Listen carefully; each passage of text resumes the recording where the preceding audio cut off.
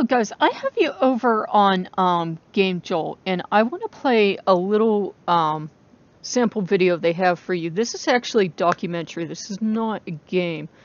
Lately, I guess to shut me up and to try to get the gay content off of the channel, some people that have been with me for a long time have been posting hate comments about gay this, gay that. Well, one, I'm gay, so suck off.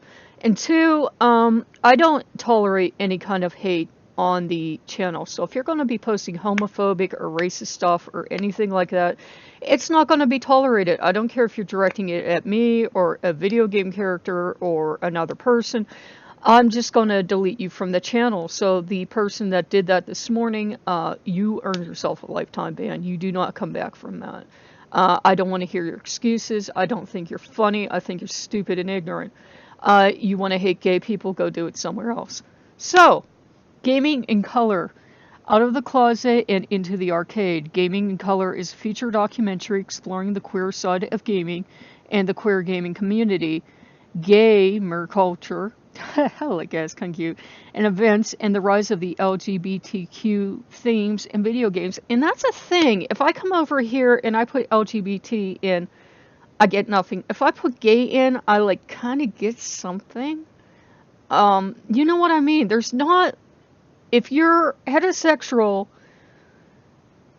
you could go into a video game store, go on Steam, and every game is either there's no romance involved or every romance is going to be like right up your alley. And like I'm pansexual, so it's like it works for me. But for like strictly gay or strictly lesbian or you know trans or whatever, very few positive characters. Most gay, if you've watched Game Theory's video from a couple years ago, a lot of the gay characters are often portrayed as villains, psychopathic villains at that. So let's see what they have to say here.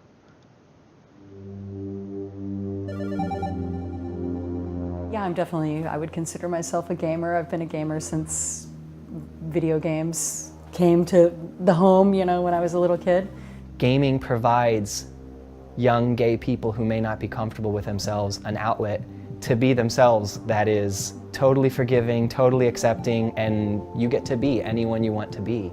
I definitely came out as a gamer first because I think being a gamer was so much a part of my closeted identity. It was something safe I could do and love at home, away from people who might make fun of me or who would make me feel different. Visibility is the way in which an industry says that we recognize that you exist. When you get acknowledgement that you are the intended audience for something, it makes you feel like you're a part of it. The gaming industry has tended in the past to really cater to a heterosexual male audience. Diversity is incredibly important. It's important to me. It makes a real difference to me when I play a game if I can see myself somewhere in the game. I think there's a slow surge in them starting to recognize that LGBT gamers are actually just as equal to, you know, the straight community as far as numbers are concerned. The next step is going to have to be that they have to actually write well-written, fully fleshed out characters that are queer in games. And there's very, very, very few games that actually have that. We don't need a reason to change video games. There needs to be a good reason not to, because this is about reflecting our society and connecting with our stories. I really think that we're in an exciting moment in games, and we should be asking, what can games do? How can we create new experiences with games?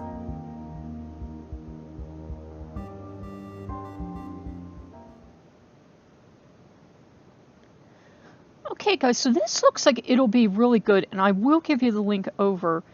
And why this is so important to me, I mean, there are games that out there that do have a few positive characters, like Undertale. I know people are sick of hearing about Undertale, but if you take Dr. Elfie's and her relationship with Undine, that's a positive lesbian couple, and nobody even bats an eye in the underground. It's like, it's just normal, which is what it should be. Nobody's like, oh my god, they're a lesbian couple, we have to throw a party and get a cake and do affirmations. It's just like, it's a normal way of life for them. And so much of the fan art is gay or bisexual. Now what people are making it that way for, I don't know, but it's like, it looks at least like it's a step in the right direction.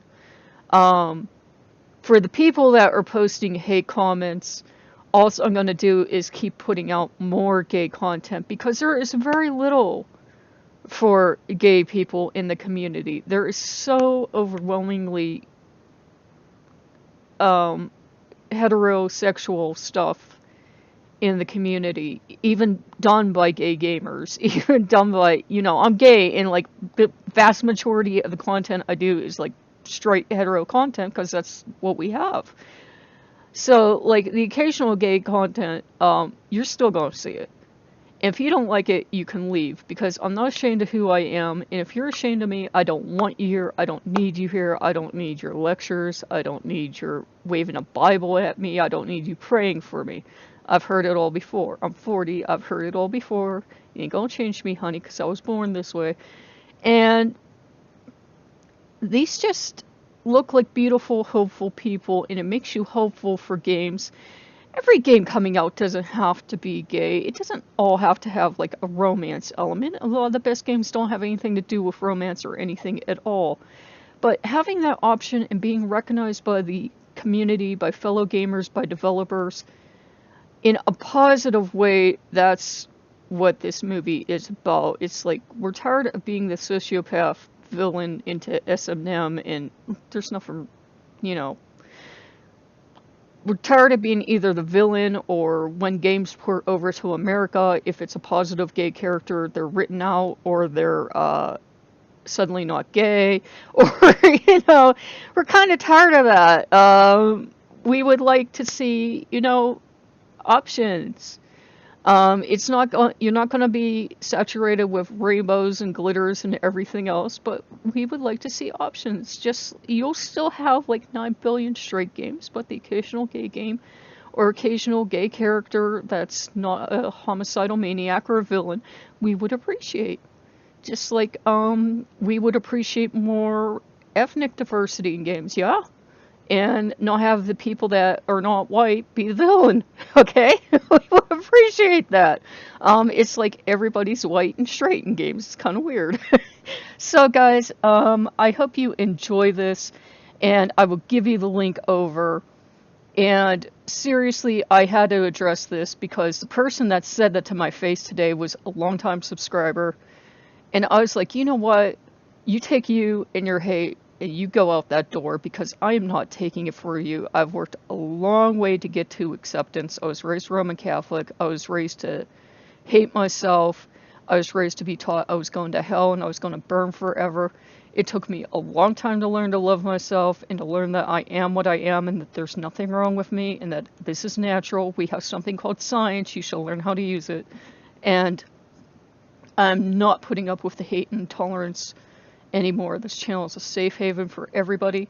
Straight, gay, bi, non-sexual, whatever you are, it doesn't matter.